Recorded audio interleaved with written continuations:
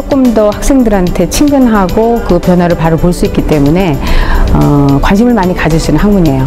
그리고 지금 많은 여러 가지 개발과 그 다음에 그 발전하는 학문의 기초가 화학이기 때문에 화학을 하고 나면 어느 분야로도 다 갈 수가 있는 거죠. 그러니까 굉장히 중요한 학문이고 실용적인 학문이고 해볼 만한 가치 있는 학문이다 이렇게 말하고 싶어요.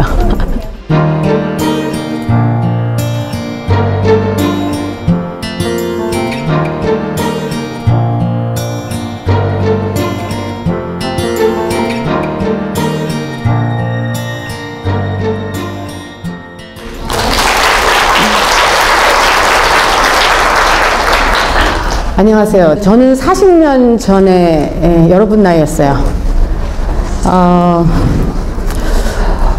제가 왜 화학과를 왔나? 여러분 강연을 준비하면서 제 삶을 한번 돌아봤어요. 나한테 가장 중요한 그 시점이 어떤 시점이었나 라고 생각해 봤더니 그 세 가지의 만남이 있었던 거예요. 첫 번째 만남이 화학이었어요. 그런데 여러분들은 초등학교 때부터 과학 실험을 했죠. 40년 전에는 고등학교에 와야 과학 실험이 있었어요. 그러니까 화학을 뭐라고 정의할 수 있어요? 화학이 뭐예요? 반응. 그럼 화학이 무엇이냐라는 한 단어로 정의를 한번 해볼까요? 화학이 뭐죠? 반응이란 말을 했어요. 그러니까 항상 이런 어떤 그 과제가 주어지면 그것에 대해서 정의를 한번 내려보세요. 화학이 무엇인가? 물질 얘기했어요. 화학의 관심은 물질에 있어요. 그 물질의 뭐를 우리는 연구하는 거죠? 변화, 또 성질, 바로 맞힌 거예요. 물질의 성질과 그 변화를 연구하는 학문이 화학이에요.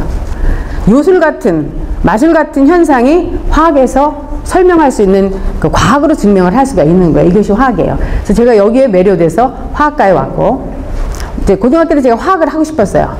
그런데 두 번째 만남에서 고3 담임 선생님이 여기 와 계세요. 이게 사은회 때 사진이에요. 40년 전.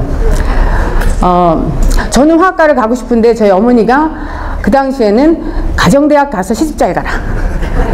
여자가 무슨 화학을 하냐. 그러셨어요. 근데 저는 화학을 하고 싶었고. 근데 우리 담임 선생님이 저희 어머니를 설득했어요. 이화여대 화학과에는 동창 교수가 없다. 그러니까 가서 공부를 시켜갖고서 이화여대 화학과 교수를 만들어라. 저희 어머니가 생각하니까 괜찮은 것 같아요. 교수 되는 거는. 그래서 제가 화학과를 왔어요. 여기 고등학교 선생님 와 계시면은 정말 아이한테 한마디 한 것이 그 인생을 바꾸게 되는 거예요. 그리고 제가 화학과에서 면담을 하면서 학생들한테 왜 화학을 하니? 그러면 많은 학생들이 고등학교 때 화학 선생님 때문에 제가 화학을 하게 됐어요. 이렇게 얘기를 해요. 그러니까 그 선생님 한 분이 삶을 바꾸셨어요. 제가 그래서 지금 이 자리에 있게 된 것이 저희 선생님의 덕이에요. 그 다음에 제가 이제 세 번째 만남이 이화여대였어요. 이화여대는 기독교 학교고요. 그 안에서 제가 공부하면서 굉장히 저는 소중한 사람이다. 그리고 사랑받는 사람이다. 그냥 태어난 것이 아니라 나한테는 사명이 있다. 이런 걸 제가 알게 됐고, 그래서 꿈을 꾸게 됐어요. 이화는 여성들한테는 모든 것이 가능한 학교였어요. 그래서 그 꿈을 이루는데 제가 이제 이화여대에서 학문적으로도 저희 이제 화학과 50주년 기념 행사 때 맥더미드라고 하는 그 노벨 수상자 화학에서 그분을 모셔서 우리가 같이 논의하는 그런 그 과학적인 어떤 진보도 우리가 이제 그런 과정에서 할 수가 있었고, 그 다음에 엘리자베스 여왕이 방문했을 때 제가 이화여대 학생 처장이었어요. 그래서 직접 악수하고 하는 기회도 갖는 것이 제가 30년 전에 이화여대 교수가 될 때는 대부분의 학교에 화학과 여자 교수가 없었어요. 그런데 저는 이화여대에 있었기 때문에 제가 학생처장이라는 직함을 가질 수가 있었고 여러 가지 행정력을 제가 키울 수가 있었어요. 그러니까 제 꿈을 얼마든지 발휘할 수 있는 그런 기회가 저한테 주어졌었던 거예요. 또 뿐만 아니라 이화여대는 엄청난 도전을 저한테 주고 있는데, 이게 제가 회각 기념으로 보르네오 섬에 있는 아시아에서 가장 높은 키나발루 그 산에 올라갔다 왔어요. 4,095m예요. 그러니까 이화여대 교수 산악회에서 다녀왔어요. 그러니까 끊임없이 여성 우리가 할 수 있는 그 일에 대해서 한계가 없다. 이런 이제 도전을 저희는 받고 있고, 제가 2번 암 수술한 사람이거든요. 근데 제 꿈이 킬리만자로까지 가는 거예요. 근데 이제 그것은 더 두고 봐야 될 일이고요. 이런 여러 가지가 이화에서 저를 가능하게 이 자리에 오게 했고요. 이제 연구도 제 삶의 일부였어요, 저는. 그러니까 많은 그 외국에서 배운 연구들이 있었지만, 한편으로는 늘 내 연구는 과연 무엇일까? 라는 생각을 가지고 신약 개발 연구를 했는데, 이 녹용 연구 갖고 이렇게 해외 나가서 발표하면 너 그 솥불 갖고 해봐라, 뭐 별소리 다 들어요. 무시하고. 제가 거의 25년 연구를 했어요. 그리고 이게 제가 마지막에 제가 기여해야 될 어떤 일이에요. 녹용에서 활성 물질을 찾아내는 것이. 근데 굉장히 어려운 일이에요. 현재 저희가 2012년에 신물질로 미국 특허 등록을 해갖고, 저 물질이 혈소판 촉진 인자를 만드는 물질이에요. 지금 항암 치료할 때 조혈모세포 촉진 인자는 있어서 그걸로 약물을 개발하는데 혈소판이 떨어져요. 근데 그 혈소판을 촉진할 수 있는 물질은 아직 없어요. 그래서 굉장히 좋은 이제 그 타겟인데, 녹용의 효능을 보통 뭐라 그래요? 조혈 면역이라고 그래요. 그러니까 그거 먹으면 감기 안 걸린다.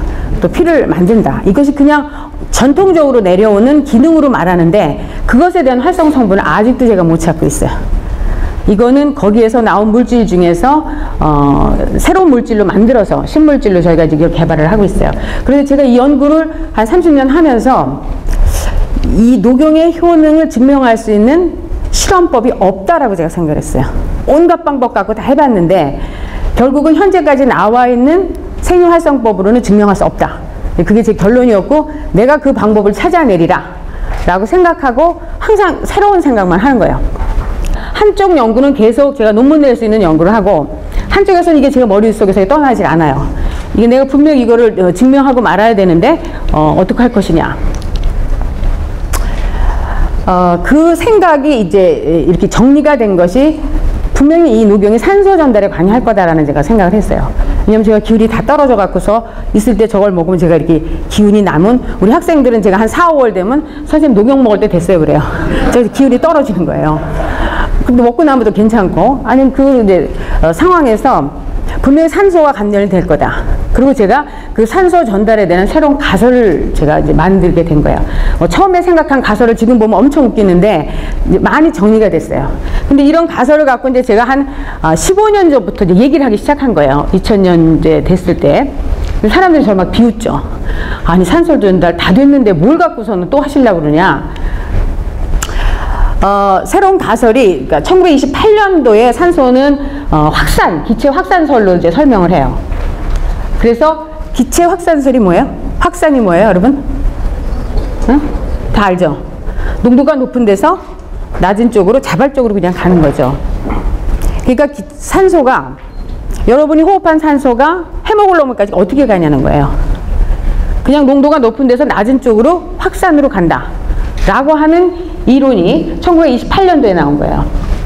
지금까지 그게 믿어지고 있어요. 근데 저 같은 생각을 다른 사람들도 많이 했어요. 1967년도에 계면활성제 중재설이라는 이카나오 교수가 했어요. 근데 증명하지 못했어요. 그래서 제가 지금 단백질 중재설을 얘기를 하는 거예요. 이제 그 생각을 갖고 제가 이제 실험적으로 찾아가는 거예요. 여기서 보시는 바와 같이 제가 이게 산소가 이런 게 그냥 디퓨전이 아니라 단백질을 통해서 간다고 생각한 거예요. 그리고 또 뿐만 아니라 그 단백질을 산소를 함유할 수 있다. 이런 얘기를 하면 저희 화학자들이, 선생님은 화학을 다시 쓰려고 그러세요? 뭐 저한테 그런 얘기를 하세요. 그런데 이제 제가 점점 이제 증명을 해나가고 있는데, 그래서 이걸 제가 산소관이라고 생각을 하고, 사람들이 헤모글로빈에서 못 벗어나요. 산소 전달에 대해서는. 그래서 제가 헤모글로빈 없는 시스템을 이제 증명을 할 거고요. 그 다음에 이게 이제 무호흡에 대한 그 증명인데, 그랑블루 영화예요. 그냥 산소 탱크 없이 물속으로 들어가요. 저분이 몇 분 동안 있었을 것 같아요? 물속에서. 몇 분? 7분 8초 있었어요. 그런데 지금은 세계 기록이 11분 35초예요. 김병만 씨가 3분 57초 있었어요.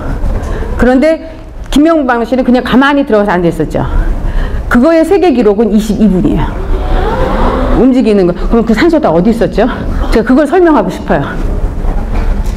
지금 과학적으로는 설명을 좀 못하죠. 근데 제 가설이 맞다면 설명할 수 있을 거예요. 이게 이제 제 가설이에요. 하도 사람들이 이해 안 된다고 해서 제가 동영상으로 만들었어요. 이제 코에서 흡입한 산소가 폐로 들어갔어요. 폐포에서 적혈구까지 가야 되잖아요. 이걸 다 확산으로 설명을 하고 있어요. 근데 저는 그것이 확산이 아니다. 단백질이 신호에 의해서 단백질 끈을 형성하고 나이트릭 옥사이드에 의해서 신호를 받으면 얘네들이 이렇게 끈을 형성해서 산소를 보내주고 막 통과해서 결국 적혈구에 들어가고, 그 다음에 그 적혈구가 뇌세포까지 말단 조직까지 가서 결국은 산소를 전달할 거다. 뿐만 아니라 단백질 자체도 산소를 함유할 수 있다.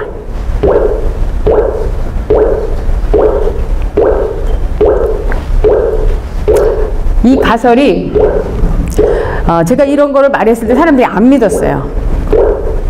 그런데 2003년도에 물도 그동안은 확산이라고 알고 있었어요. 그런데 물이 확산이 아니라 단백질에 의해서 이동된 데는 아쿠아포린이라고 하는 단백질이 발견되면서 2003년에 노벨상을 받았어요. 근데 그때부터는 확산이론은 깨져야 된다. 우리가 몰랐을 때 확산이라고 그런다. 이렇게 알고 있어요. 그리고 그 물 채널을 발견한 것도 그분이 이 단백질이 분명히 물 채널 같은데 어떻게 이 물 채널을 증명할 수 있을까? 그때 옆에 동료가 그런 거예요. 야, 개구리알 물속에 그냥 있잖아. 만약에 걔가 확산이면은 개구리알이 터져야 되잖아. 물이 그냥 안에가 더 용질이 많은데. 근데 안 터지잖아. 그러니까 당신이 생각하는 그 아쿠아포린이라는 단백질, 즉 그것도 기술이 있기 때문에 이분이 그걸 발견한 거죠. 과거에는 그 생각을 했다 하더라도 증명할 수 없었을 거예요. 지금은 유전자 조작을 할 수 있는 기술이 있으니까 그 개구리 알에다 당신이 말하는 그 단백질을 발현시켜봐. 그래서 개구리 알이 터지면 그건 물 채널이야. 근데 발현시켰는데 터졌어요. 그래서 그게 노벨상을 받은 거예요. 그러니까 다들 절 보고 저거 증명하고 노벨상이래요. 왜냐면 이제 가설을 이제 새로 세우는 거기 때문에. 사실 이 세 가지의 만남이, 이제 화학은 저한테는 항상 밥을 먹으나 뭘 하나 제 머릿속에서 항상 생각이 돌아가고 있죠. 그것이 이제 이렇게 항상 이 연구와 연계인데 삶 자체가 제가 이제 화학과 연구로 연결이 되는 거고, 이 세 가지 만남을 통해서 제가 지금 이 자리에 있는 거예요. 근데 그 세 가지의 만남을 만들어주신 분이 계세요. 제가 이 자리에 저희 어머니를 초대했어요. 왜냐하면 저를 이제 키워주시고 또 제가 힘들 때마다 격려해 주시고, 그리고 제가 경력 단절이 안 되도록 우리 아이들을 다 키워줬어요. 그러니까 여기 어머니들이 계시면은 그 일을 해 주셔야지 경력 단절이 안 돼요. 그래서 시부모님과 친정부모님께 제가 정말 감사하는 마음이 있고요. 진지하게 제 강의를 들으신 여러분께 감사드립니다. 고맙습니다.